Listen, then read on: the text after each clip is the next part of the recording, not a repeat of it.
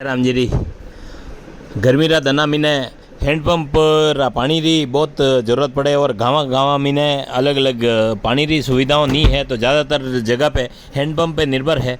और असी टाइम पे अगर कटी कोई हैंडपंप ख़राब हो जावे या कहीं हैंडपंप ने निकालने फेंक जावे तो बहुत बड़ो नुकसान वनी गाँव रा वाले लिए हो जावे।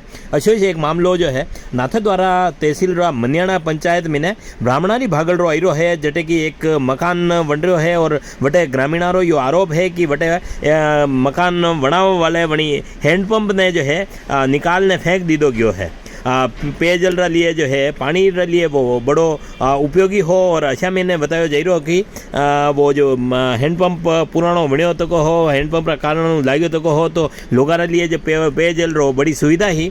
और अच्छा मैंने बनी हैंडपंप ने निकाल दीदो गयो है। और अणी रा लिए ने आज उपखंड अधिकारी ने नाथे द्वारा भी एक ज्ञापन दीदो गयो है और घर काम चालू रो है।